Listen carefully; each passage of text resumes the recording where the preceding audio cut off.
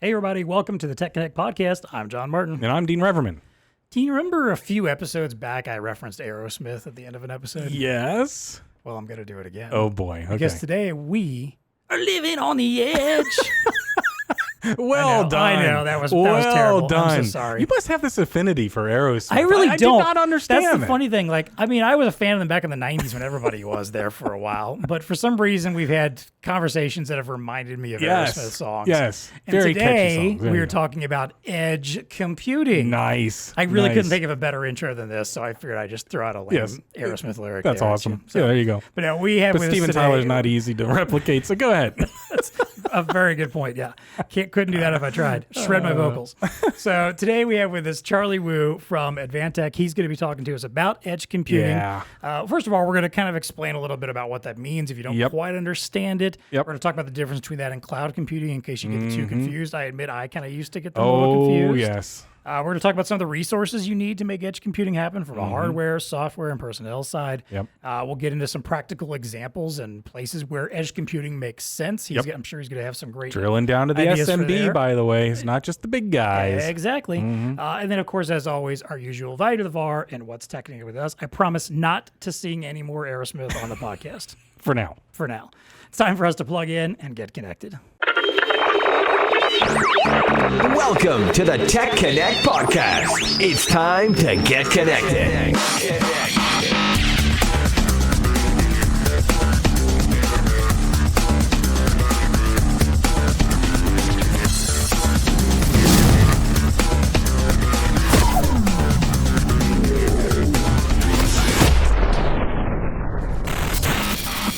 All right, as I mentioned, our guest today, Charlie Wu, the product manager for Advantech. Charlie, thank you so much for being on with us today. I apologize for already making you cringe with singing at the beginning of the show, but thanks for being here. Tell us a little about yourself, how you got to where you are at Advantech, and maybe what you do on a daily basis. Well, thank you very much for inviting me. I'm glad to be here. I've been with Advantech for actually 21 years already. Nice. I'm a product manager, and I manage a small group of people that manage some of the very interesting product lines within Advantech, typically computing solutions and some of the wireless modules, plus some vertical market-specific systems and displays. So, and that is just a very small portion of Advantech's overall product portfolio. Our day-to-day activity usually goes with trying to find out what is best for our customer. Okay? What are the best solutions with the best combination of computing power, the features needed in order to make our customers successful. That has always been what we have been doing and what I've been doing since the day that I joined the company. Nice. Very nice. Been there for a long time. Yeah, definitely. Before the edge. When the Edge just was a guy that played it for U2. Even better. Hey, it wasn't Aerosmith. I made a different reference that very time. Nice, very nice. Different musical reference. Oh, man. All right. Well, let's get into this topic about edge computing. Because, again, it's one that I know you have kind of rode for making sure this was something we talked about on here. And I'll be honest, it's a topic that I sort of understood, but not enough. And I feel like I know a little bit more, but I think Charlie's going to fill in the gaps. Well, I think there's a need out there, right? I mean, because just that. I mean, there's chatter happening out in the channel about the edge. Everybody knows about cloud computing, and they get that, and they understand that. But I'm telling you, there's some nuance here, and there's some differences. Exactly. So to kick it off, let's talk about. I found a little bit of data from a website called TechTarget.com that talks about the whole edge computing dynamic and kind of gives a little bit of definition that helped me kind of understand a little better. But one of the stats they threw out is by 2025, 75% of enterprise-generated data will be created outside of centralized data centers. And then when they were mentioning companies that are doing this or thinking about doing it, they said only 27% of enterprises are already doing this, and 54% have expressed interest. So that's huge. I'm going to pause on that. 75% of enterprise-generated data will be created outside of the centralized data centers. Exactly. That's the edge. That is the edge. Yeah. And that's where I think we got to start talking about this opportunity for our VARs to get in on this. 100%. So then let's start with the basics, Charlie. How do you define edge computing yourself, and how does it differ from cloud computing in your mind? So let's go into the basics, so to speak. And by definition, edge means it's living on the edge. No, I'm just kidding. As far as the edge differs from the cloud computing, is where the data are actually being processed and where are the decisions are actually being made. So cloud computing, we're very familiar. It minimizes the computing power and at the front end, all the data are being collected and being sent up to the cloud, and all the computing power are in the cloud. So you're running different programs, different apps. You're getting those data from the front end and doing the processing. That is all very well, fine and dandy, and works for some of the application, but unfortunately not always. So in this case, for the edge computing, from what I have seen, is that the some of the applications, some of the vertical market does require those decisions, and also actions must be made almost instantaneous. And those are the reason why edge computing is becoming more and more popular among um, those type of a application. Say a very simple and easily understanding example for cloud computing is all the different conversion tools that we have seen before. Length conversion, unit conversion, currency conversion. We key in the data on a website, the cloud get back to me and say, okay, how much is my $1 US worth in whatever any other dollars now in the other country? And that gave us reasonably quick enough information. But edge computing, on the other hand, data is collected locally and processed locally, and may not be the best comparable example, but just say your garage door. When you press that button, you want your garage door to open immediately.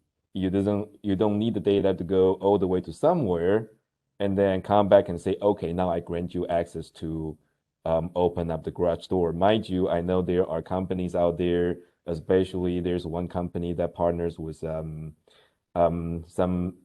online retailer, and that allows you to do like a remote entry, but that's beside the point.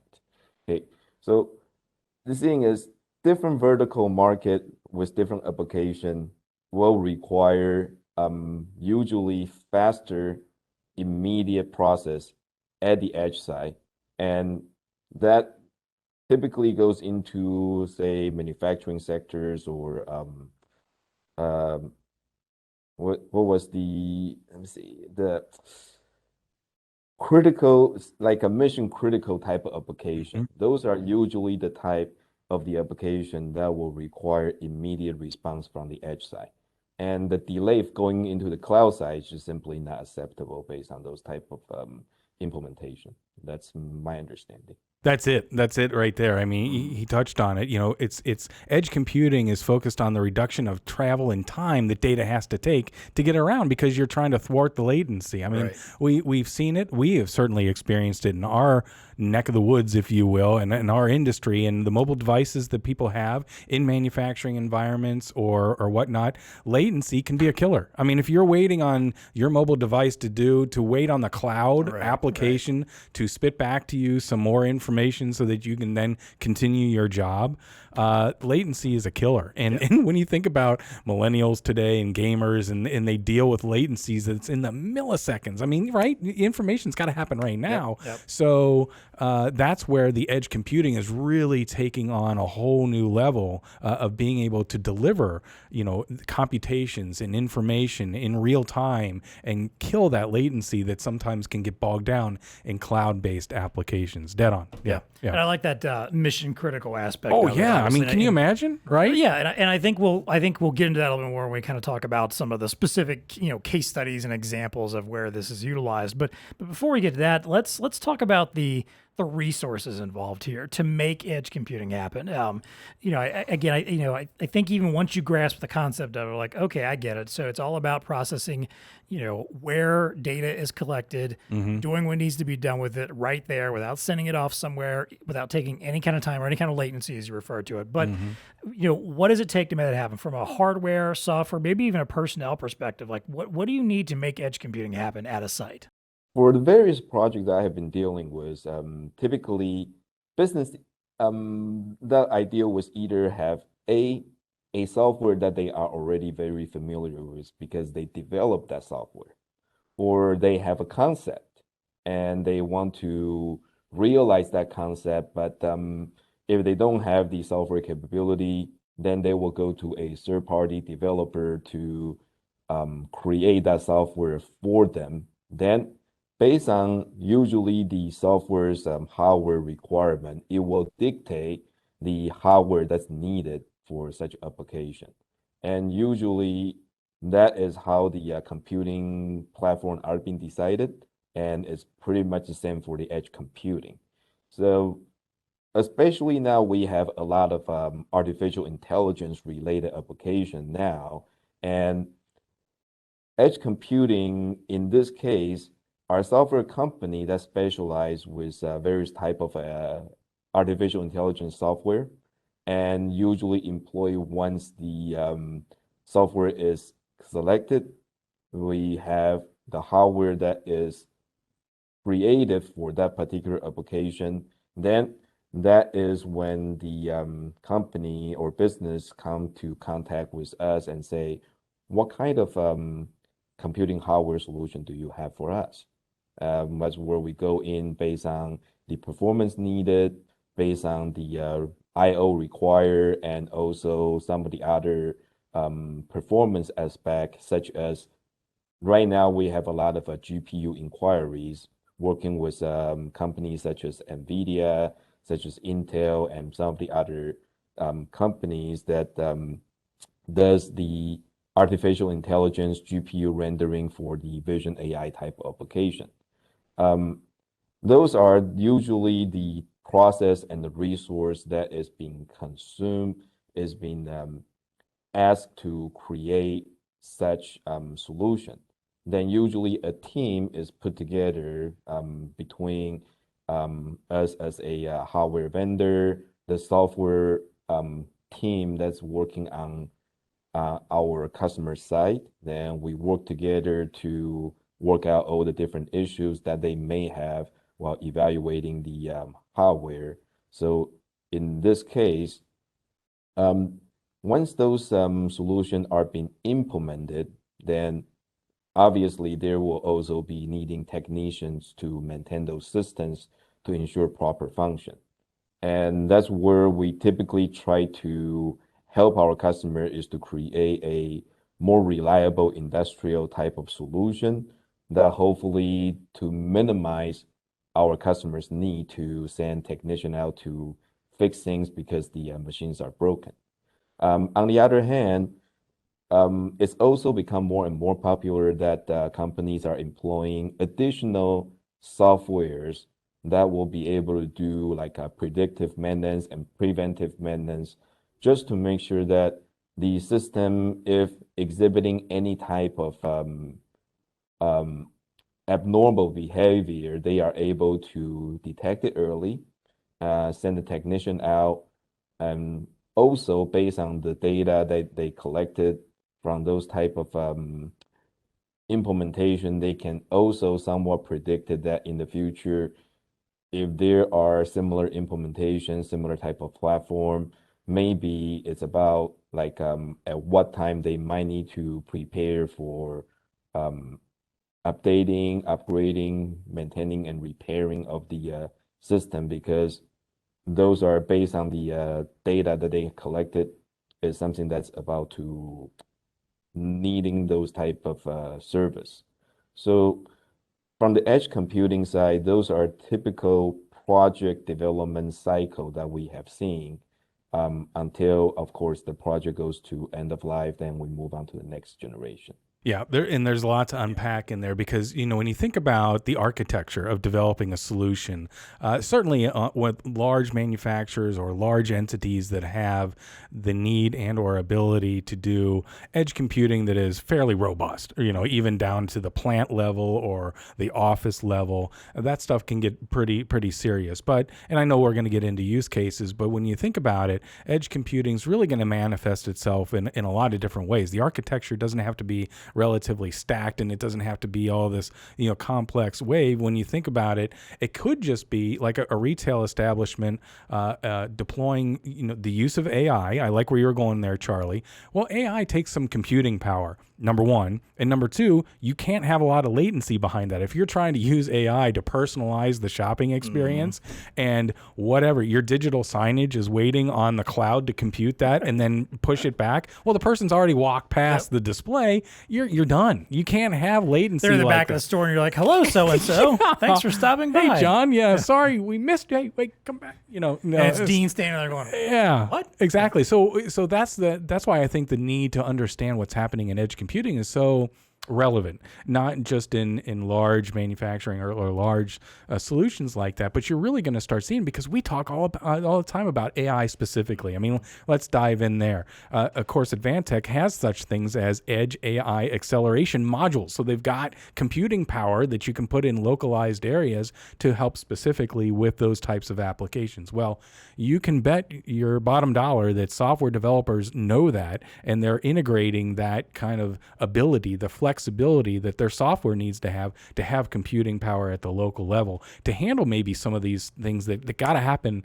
in real time with low latency. Yep. Right. Yep. So yeah, I mean, to Charlie's point, of course every solution is different. Every solution may not need a technician that's waiting there, but you're going to start seeing a lot of this. I agree. Yeah. Well, and Charlie said the magic word that we think is so important in this channel with our VARs, which is solution. Yeah, right. And the idea of, look, a lot of the people who are going to need this, a lot of the enterprises and the businesses that will need this are not the kind that can just shut down and implement a brand new system piece by piece until they get it right and figure out that. No, Yeah. I remember we talked about this in warehousing, a couple months back on an episode about the idea, like the reason why it's so hard sometimes to move warehousing companies to the next level is how do you shut down for any amount of time to implement a new system? So I think if you're going to go in and you're trying to sell somebody on this, you need to be coming at them with a full solution that you can implement rapidly and easily and get them where they need to go without, and basically tell them like, hey, downtime is going to be minimal. And obviously the goal is when we do this, even less downtime to worry about because everything's going to be happening right here on the edge for us. Absolutely. Yeah, no doubt about it. So Charlie, then let's get into some of those specific use cases then, and maybe some practical examples, industries, maybe some situations you've been involved in where edge computing made sense, and tell us about what some of the key benefits that came out of those are. The type of application that we see very often is actually mission critical, as I mentioned earlier. And when I say mission critical, some of the applications comes to mind. First is medical. So we do actually have some medical applications that includes surgical robots. And surgical robots obviously are going to be mission critical. Latency is not acceptable. Can you imagine you're cutting into someone and that knife just keeps going and you cannot stop it? Like, whoa. Whoa. Yeah, so that is going to be one of the mission critical application, for example. And the other one that's actually more common and has been what Advantech has been founded on for many years is manufacturing. So we work with many of the companies, create manufacturing solutions. We're part of their manufacturing production line. We do factory automation, and we also have machines. For example, having our system integrated into like CNC machines, cutting machines, and so on and so forth. And those obviously needs good edge computing capability because just say, for example, one of the application is production quality control. So we're utilizing the high-speed camera. We can pick out anomalies and then robotic arms or other means can take out defective products, be it the label was labeled wrong, or if it was agriculture, maybe the size of the tomato does not meet the standard that goes into this crate, so it needs to go into that crate, so it will be diverted, stuff like that. And those needs edge computing power. It cannot have cloud involved. And another very commonly application that we see today, and probably going to be even more commonly seen in the future, are automated guided vehicles and also autonomous vehicles. Those will require sufficient, not only the computing power, but also graphic rendering power, because especially given the current COVID situation, there are companies that we are working on right now, and particularly dealing with delivery of goods. And that is going to be like a not only automated guided, but also autonomous vehicle. So to minimize the contact of people, to hopefully minimize the spread of the virus. And can you imagine that the vehicles keep going and is waiting for the cloud to tell it to stop and just bump into either people or other car and creating accidents? That's the last thing that we want to have happen. So those are some of the practical applications that I have seen, and is actually being very successfully using the edge computing, not only now, but has been going on for a long time, especially in the manufacturing sector. On the other hand, there is the mission critical, but there's also the cost reduction reality part of it. So when working with a large cloud provider, how do they charge? They charge by how much data you submit to them. And if, say, for example, smart city application, you're collecting the raw data, you're collecting the temperature, humidity, air quality, so on and so forth. And without edge computing, you got all the raw data submit up to the cloud computing. That's going to cost whoever's operating that application, that company, is going to cost them a lot of money paying to the cloud provider because of a sheer size of the data that's been uploaded. So edge computing can, in some cases, save the cost on the cloud simply because the data can now be processed. Some of the only meaningful data can be submitted up to the cloud. Say, for example, license plate recognition. Take like, for example, toll road control. You can use camera, pick up the license plate number. You can upload the whole JPEG onto the cloud. Or would it be better to have the edge computing to actually recognize what is the text on that license plate and only send the text data over to cloud?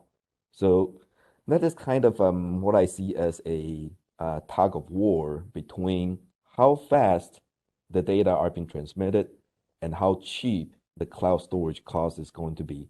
That will kind of determine how much of an edge computing is actually required at the edge on some of the application. Really good stuff there, Charlie. A couple things to unpack there. And I'm actually going to bring a little context to some statistics that I read about. I'm going to go back to the mission critical stuff. Let me lay this statistic on you. Of 1,700 senior IT decision makers, 56% of them, in a recent survey by Quadrant Strategies, 56% of global IT DMs, or the IT decision makers, say that in 5 years, most of their mission critical applications will require 5 milliseconds or less computing. Wow. So when you're getting that fast, you can't go to the cloud. No, it's got to be happening like right now. 75% of those individuals, again, global IT DMs, say that edge computing will have a positive impact on spurring innovation. I like where you're going there, Charlie, right? I mean, the innovation is, I love your use case.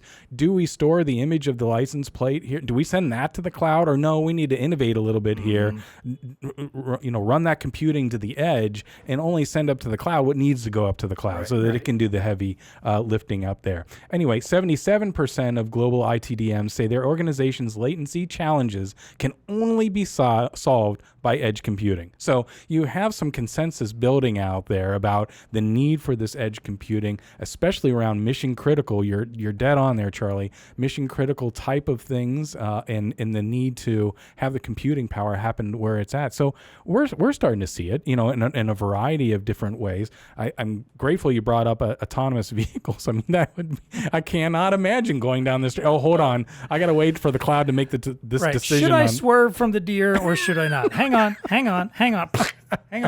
Swerve. No, we just killed it 6 feet back. It's sorry. Yeah. But bringing it to our world, I mean, we've talked about robotics, right? Robotics is not going anywhere. It's going to have a play in our space, especially when you get into the AIDC and the manufacturing and warehouse world. Robotics is there. Yep. And so that computing has to happen locally. You can't have decisions being made by robots and the latency and, oh, wait a minute, we got to wait for the cloud to respond back to the robot. That you're kind of defeating the purpose of having all that whiz bang technology, to use there. So yeah, lots of good stuff there. Well, it's funny when I was doing my research for this too, transportation was one I came across that immediately popped in my head, like, yeah, that's a good point, and not even just the self-driving cars, but just like even like being able to regulate the flow of traffic, or if as we introduce more and more mass transit, opportunities in various places around the world.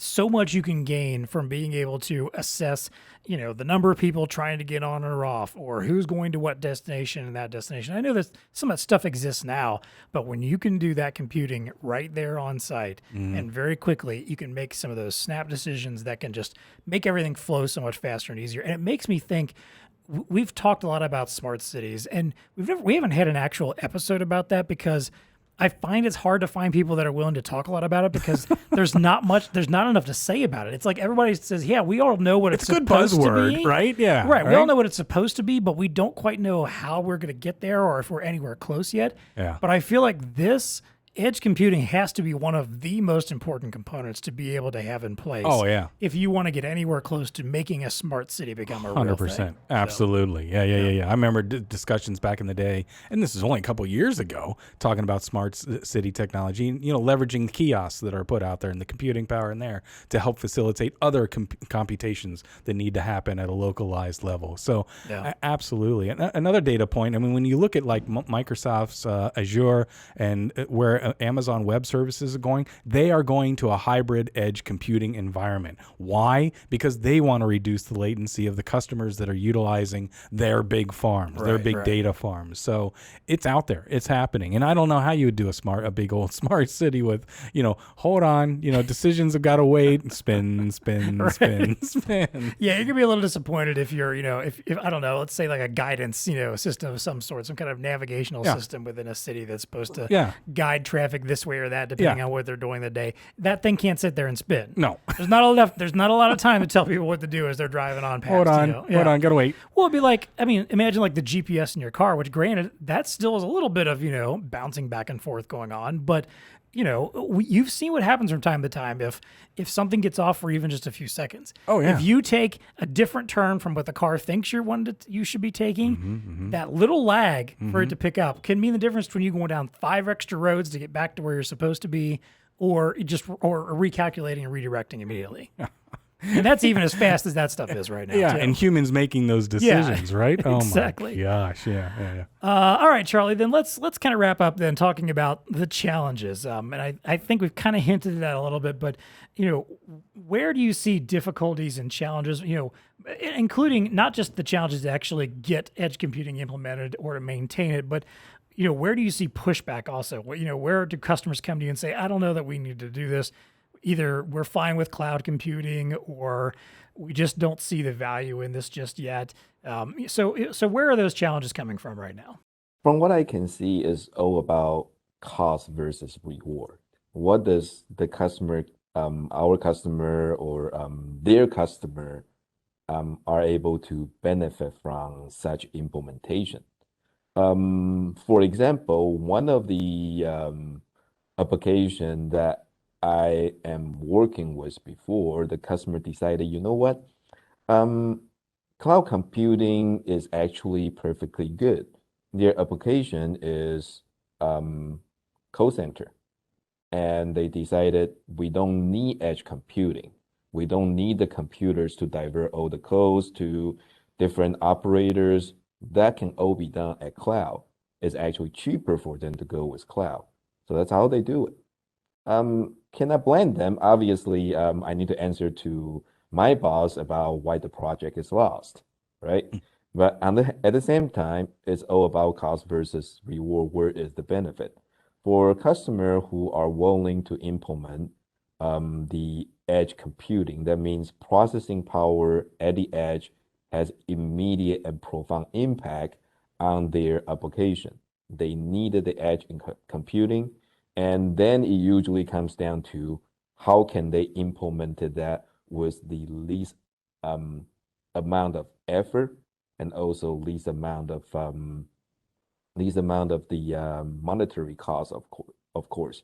At the same time, striking the balance between a stable and also reliable system that can last them a long time. So it's always that struggling for the balancing between all the different factors in order to have the proper computing solution implemented.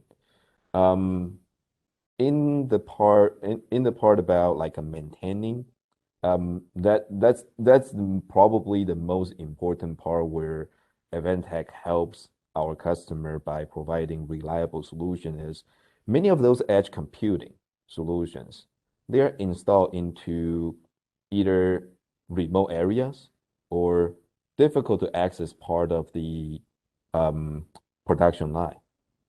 They don't want those things to be touched. They don't want to touch that thing. And if they need maintenance, they actually need to send technician out to solve problem. It costs them a lot of money.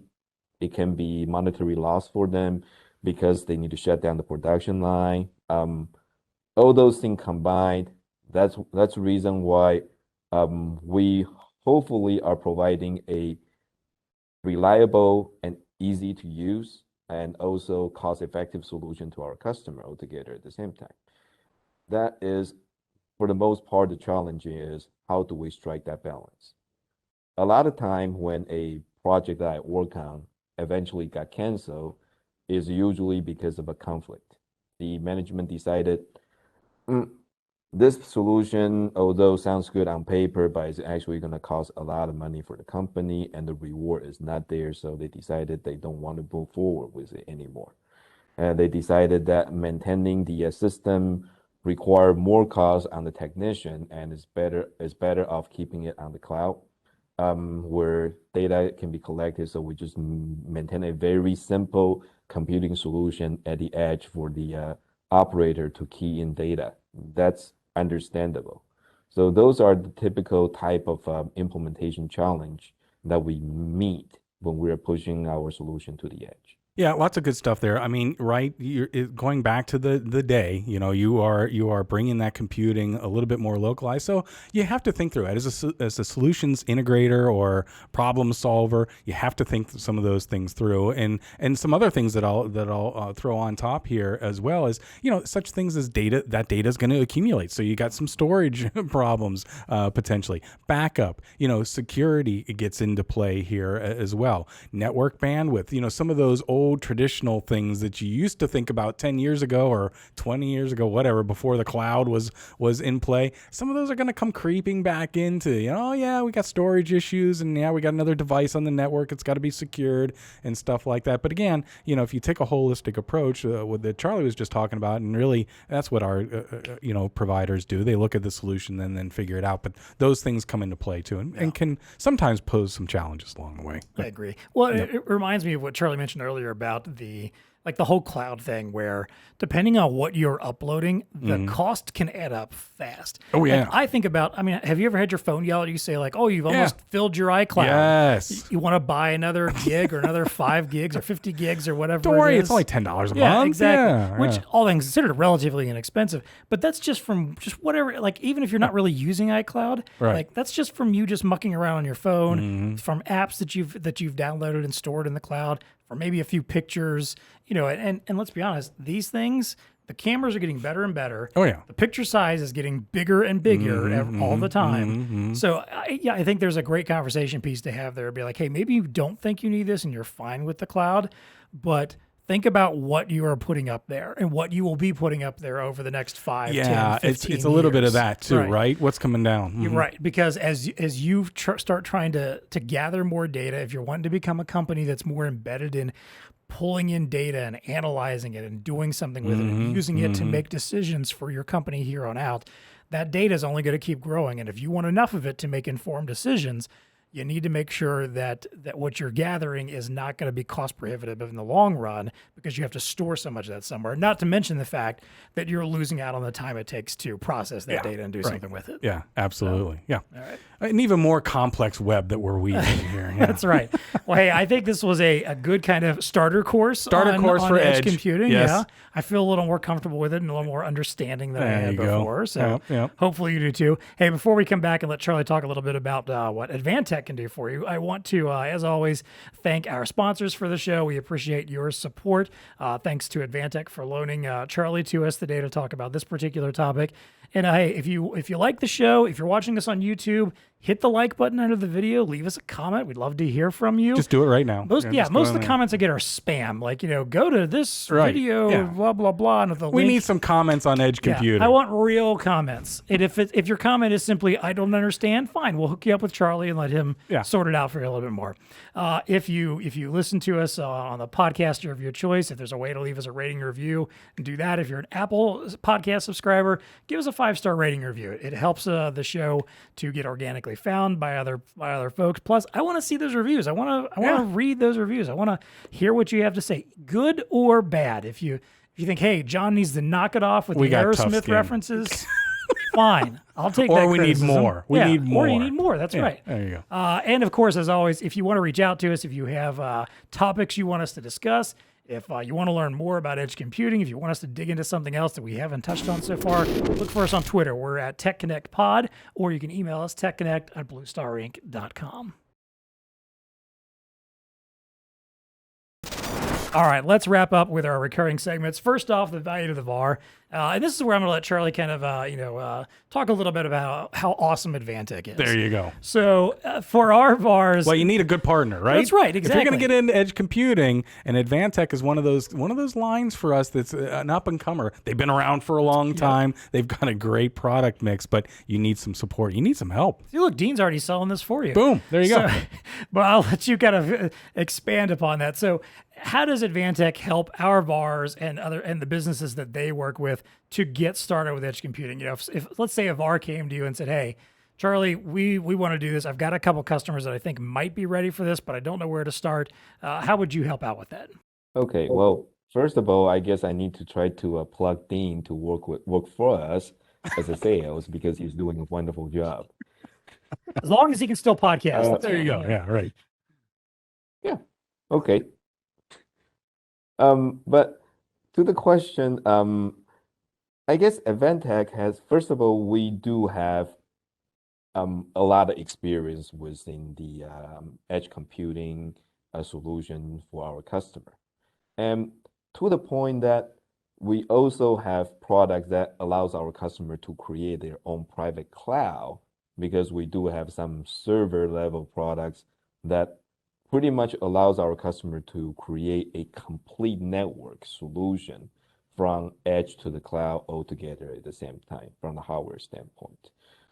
We have a great selection of products, and it's not limited to just the computing solutions.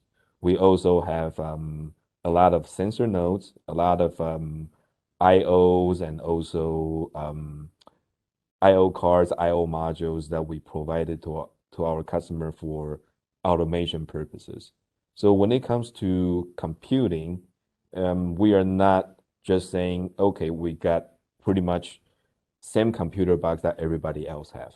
We have a lot of add-on value. We know a lot about integrating the computer with the sensors, with the various different type of devices in the market, and we got the necessary connection tool to make it happen.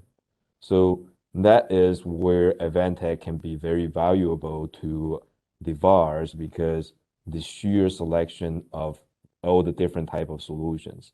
And when I started 21 years ago with Advantech, we have a lot less computing and product than compared to what we have today.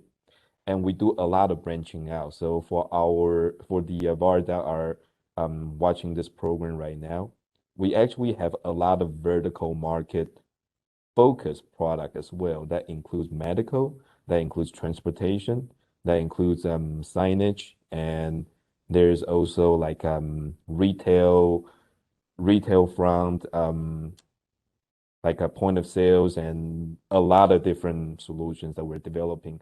And we constantly continue to branch out depending on the market direction and also our capability to create new solutions. That's it, Charlie. Yeah, born out of that kind of computing, and then incorporating IoT and sensing capabilities. Really unique position, but lots of good products, lots of great solutions that I think a lot of BlueStar's resellers should be more in tune with.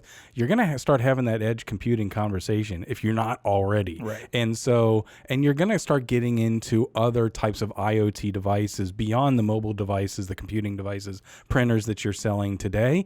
You need a partner like an Advantech that's going to help you get there. So, yeah, well done, Charlie. Statistic I said earlier, 54% said they are interested in edge computing. There you go. So that means potentially half of your customers are already interested in it. So why not talk to them about it? Exactly. And you know who you can talk to help you out. Yeah. We have handed this to you on a silver. I feel like we should start getting commissions from our VARs now. If you listen to this show, I mean, first of all, at least leave the reviews. Right. If you've gained anything from us and you made once a business because you listened to us, leave the review. I'm afraid we're going to get a bunch of reviews like, I didn't get anything from you guys. I tried all this stuff. It failed miserably. My business is in the tank. Thank you so much. Yeah. And then we'll just do more Tech Bites or Nerd Fests. That's right. I think this is good stuff, and definitely Charlie is someone that you're going to want to reach out to. Yeah. All right. Well, let's move on to our favorite segment. This is What's Tech Connecting with You. This is where we get to talk about something from the world of science, innovation, technology that has caught our eye, has our attention, that we're enjoying, playing with, reading about, or just thinking about lately. So, Charlie, I'll let you start. What's Tech Connecting with you right now? From my work perspective, definitely anything AI. So I know we're working with BlueStar. We have some solutions, particularly facial recognition. Now, I know the facial recognition is getting somewhat of a bad rap because of the how the government might be using it, but I look at it from more so of how we can benefit from it. So a lot of time, like a better shopping experience, more secure workplace, those type of deals. And at the same time, just generally AI. AI has evolved a lot, and the data collection on a day-to-day basis, quite frankly, is amazing, and sometimes it startles me as well. It's not the first time that I was just talking with my wife about some of the stuff that we might be interested in, and next thing you know, when I look at my phone, look at my computer browser, it come up with product suggestions. So things like that is both amazing and scary to me together at the same time. That's the way I look at it. But on the other hand, I know there are some, especially autonomous vehicle. I have to say, this is interesting because my wife does not like to sit in my car. Not because I drive too aggressive, at least according to myself, but she just doesn't like me driving. So it would be nicer if autonomous vehicle can actually become reality, and we can just get in our car, punch in the destination, and the car will drive us there. that will be really nice. And at least I don't have to hear bombardments from my wife about how horrible my driving actually is. I didn't think about that, Charlie. I mean, the advantage of autonomous vehicles, think of all the marriages that will be saved. That's true. When you don't have to be the backseat driver. That's true. Oh, I wonder, so does stuff. that mean that you're going to have to, in autonomous vehicles, like have something included to, complain to the manufacturer or the owner of the vehicle, whatever, about its driving? Because like, we just like to complain. How's my driving? Click beep boop here, Yeah. In which case you do that and it stops and goes, get out. See, that's why you need edge computing to kick people out of the car right now and not wait on that decision. That's right. Oh, that's good stuff, stuff. Charlie. Yeah, we've been talking about the AI. All right, Dean, what's TEConnecting with you? Hey, I got to go Excel. You know what Excel is, right? Yeah, unfortunately. Yeah. You like Excel. I Let's do, think about but- all the wonderful things that Microsoft Excel product has done for the world. Accounting would not be accounting today if it wasn't for Excel. But here's an issue that's in the marketplace. So I'm going to read it for you. Autocorrect errors in Excel still creating genomics headaches. Despite geneticists being warned about spreadsheet problems, 30% of published papers containing mangled gene names in supplementary data. So geneticists are using Excel, right, to store data, manipulate the data and stuff like that. But the autocorrect feature on Excel is really thwarting the industry. Didn't realize it. 30% of the papers out there are errant. Here's how it manifests itself. The longstanding issue occurs when abbreviated forms of genetic names, known as gene symbols, are incorrect, recognized as dates, and auto-corrected by Excel. So one example is you've got a gene out there, SEPT4, SEPT4, which is septin 4, and it auto-corrects that to 4-SEP. So you've got people are publishing this stuff, and it's auto-correcting it to what it thinks is right, dates and stuff like that. But no. So if somebody's taking that research data and then applying it to their world, but not realizing that it's been autocorrect, look at the tangled web that's Yep. I hope the people that are in charge of things like just turn off cloning the autocorrect. or any major genetic engineering type projects aren't having these issues. That's how cloning the super soldier that destroys us all. Yeah. One wrong number gets turned into a date says that is the date I destroy humanity. That's why I'm not worried about it anymore, because Excel is saving us with autocorrect. So it's not going to happen. So basically, your theory is that Excel is the great savior of the human race. There you go. Who knew? There's an Excel AI somewhere. Yes. That is doing this and be like, no, these humans can't do this. There you go. Auto-correct them. Oh, man. Wouldn't you think these geneticists are really smart people? Just turn off the autocorrect. It's a switch on there. You can just turn it off. You'd think. Anyway, what's TEConnecting with you, John, as we stew about that? Yeah, no doubt. So you've heard of plant-based meats. Yes. Like the Impossible Burger. Yeah, right. Yeah. Beyond Meat or Beyond Beef. I've had quite a few myself. They're good. Yeah. And the goal behind that is to try to make it as close as possible to meat without being meat. And it's fine for the folks that want to go vegetarian, or don't want to be involved in the process of making meat. Well, there's another alternative that is on the way that I recently heard about called cultivated meat. Okay. It's also sometimes called cultured meat, which just makes me think of hipster cows or something, like have a spot of tea, as they're listening to NPR or something. I don't know. But the cultivated meat is instead of trying to use an alternative substance to make meat that's similar to meat, it's actually creating meat cells. Using animal cells, kind of in a petri dish, or not, growing them. Yeah, culturing exactly. them. Using stem cells. Yes. To culture and create meat that is the same kind of meat, but is obviously not created by farming and slaughtering a bunch of animals to get you there. Got it. I heard about this on the Love It or Leave It podcast. They had one of the guys on from the Good Food Institute has an interesting article about this. I'll link it in the show notes for you to check out. But it briefly kind of mentions let's talk about the benefits of it. It says because by nature of its more efficient production process, cultivated meat is expected to have a variety of benefits over conventional animal agriculture.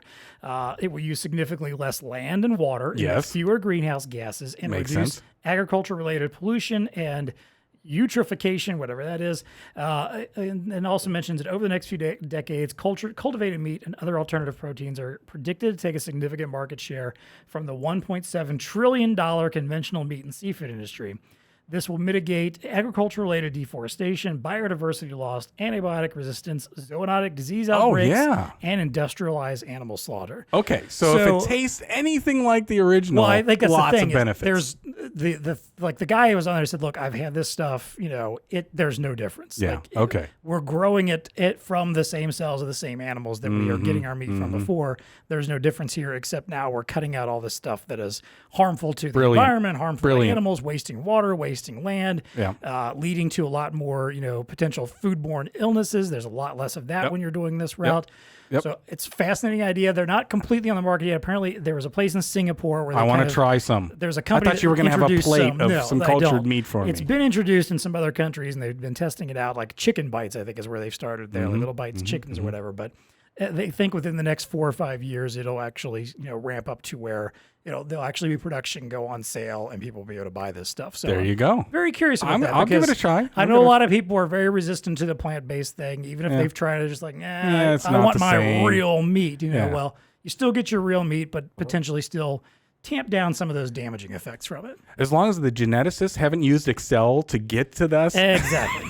Yeah, because I'm hoping they don't do it and there was something wrong in the Excel spreadsheet and instead we get something that tastes like, moldy bananas. Who knows? Yeah. So.